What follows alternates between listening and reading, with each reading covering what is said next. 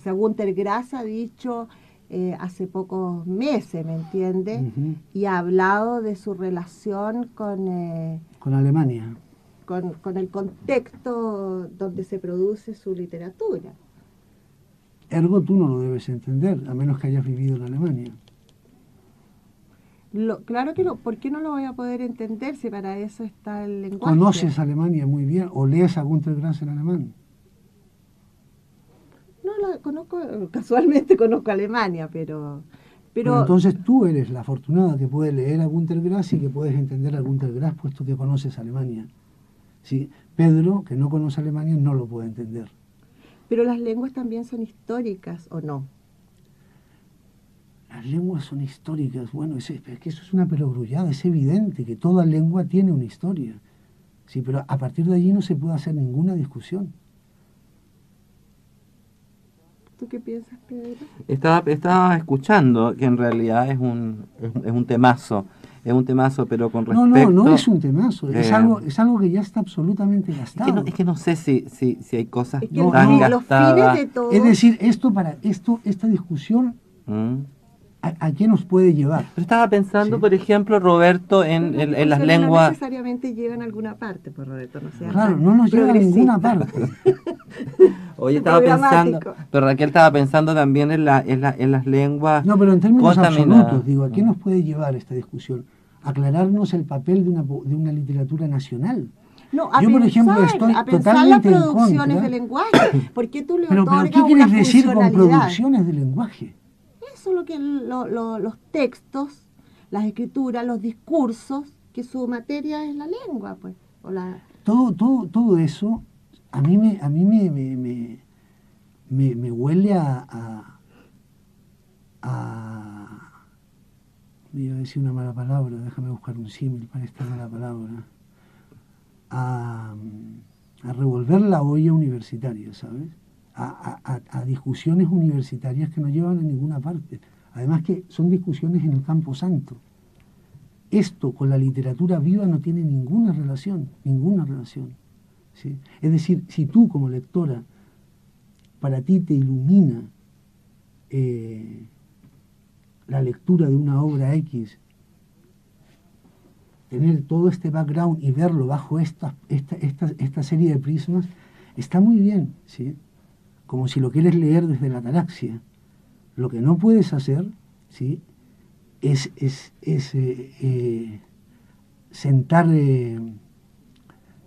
crear un módulo rígido de lectura, ¿sí?, y de percepción de una...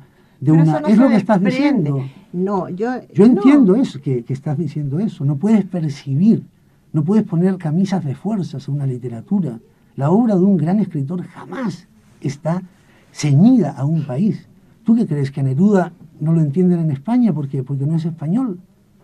¿Tú qué crees? ¿Que a Vallejo no lo entendemos los chilenos porque es peruano? Es que no es eso, Roberto. Yo pienso que porque no sabemos la historia del Perú y no entendemos a Vallejo. Raquel estaba hablando de complicidades de hablas. No es eso. No, las complicidades de hablas se basan solo en la lengua, ¿sí? Y la lengua, cuando uno domina la lengua saca lo que tiene que tener la literatura, es decir, fuerza, voluntad, energía, en fin, una serie de adjetivos que probablemente decirlos así sea una vacidad. Pero la literatura es mucho más que esa especie de neoestructuralismo universitario. También. Es mucho más, pero es eso también. Sí. Yo creo que la literatura y las lecturas son muy múltiples. O sea, tú puedes leer para entretenerte, puedes leer para saber el tema que trata, puedes leerte para mirar el lenguaje. No, pero volvamos a lo que tú hablabas de la literatura nacional. Para mirar también una realidad de la cual se produce esa literatura. ¿Me entiendes? Entonces también me parece que la camisa de fuerza también puede ser para el otro lado, ¿te fijas? No. Yo estoy hablando de una literatura abierta, que solo se valga por sí misma, ¿sí? Que además es la historia de la literatura, la que lo está demostrando. Oye, Roberto, la buena literatura siempre es traducible. Por supuesto, siempre. ¿Y cómo a mí no me pueden traducir mis huevas, oye? Pues vete a saber.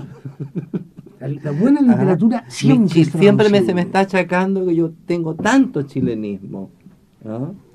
¿Te fijáis? Pues Entonces, los que te también me digan que topo tienes yo ahí tanto con chilenismo fronteras. se empiezan con el mismo hueveo romántico. Y cuando te hablo del hueveo romántico me refiero al hueveo romántico histórico, ¿sí?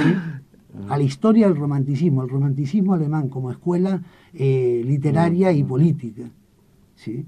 El romanticismo alemán, que es el primero en plantearse una literatura nacional. Sí, yo estoy Esas de acuerdo literaturas contigo, pero esos nacionales, temas además, se pueden seguir pensando hoy, de otra manera, porque también el fin de las discusiones no necesariamente coincide con el fin de los problemas. esos temas Entonces, se esos pueden temas se seguir pueden pensando, seguir pero no pensando. jodáis a los escritores con esos temas, porque los escritores estamos metidos en temas muchísimo más complicados, ¿sí? Que es, entre otros, escribir bien, saber escribir, ¿sí? Pero si no es contradictorio. Pero también yo No es creo que los contradictorio. escritores también pueden tener la obsesión por pensar su escritura, ¿no? O por pensar las escrituras, ¿no?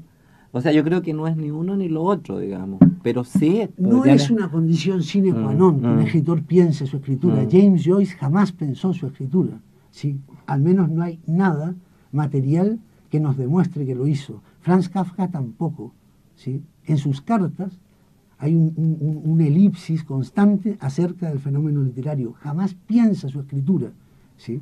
Pero a mí lo que realmente me indigna es que me hables, Raquel, de literaturas nacionales. Es decir, tú has vivido en Alemania y conoces a Günter De Grass. La literatura señora... chilena, te digo, literatura No, chilena. O lo sea, el que- a lo que- concepto no. de nacional, Lo- ¿me entiendes? no, no es que eso se lo pone que- en el contexto No, de, Raquel, lo que estás de las diciendo, identidades. lo que estás diciendo Pero es de existe una la cerrazón existe total. la literatura chilena. Tú perteneces a ciertas tradiciones que son mucho más amplias que tú. Yo que pertenezco tú- a mi única tradición en tanto ejecutante de literatura, ¿sí?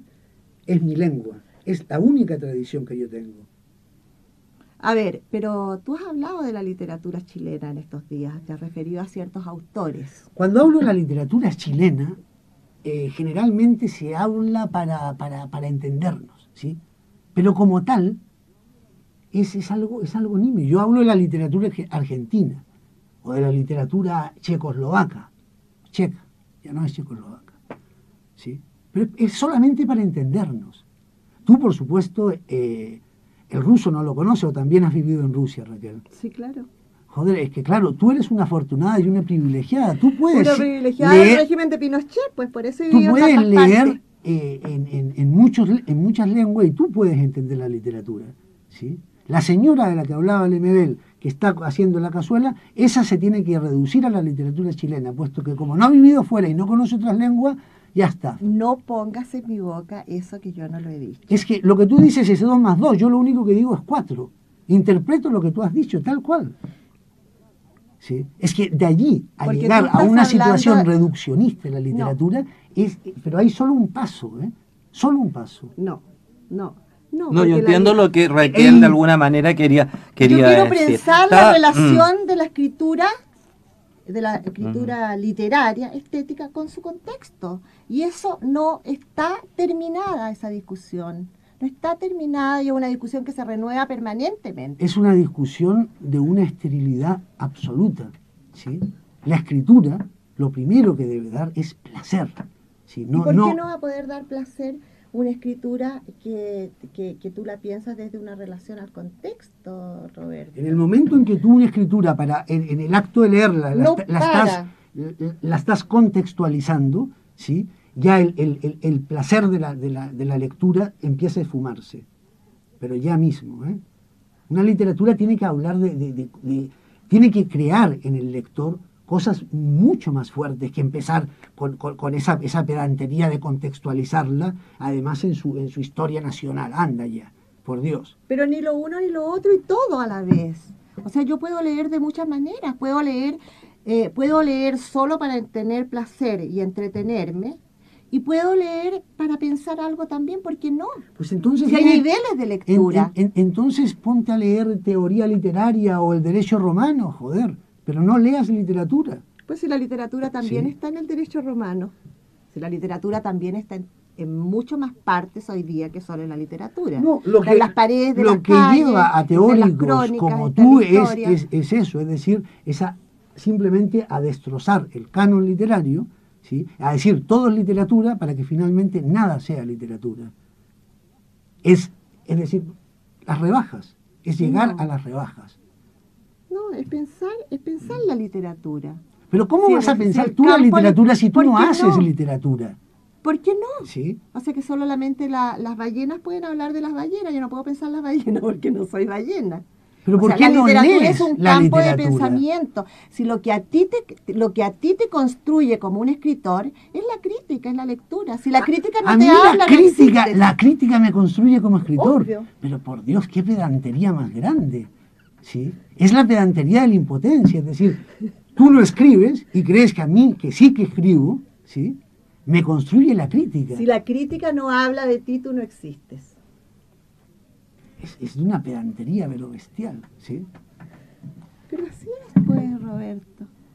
O sea, Si el campo literario existe, según pero tú, que ya Kafka no es la durante discusión. 20 años no existió, por ejemplo, porque la crítica no hablaba de él.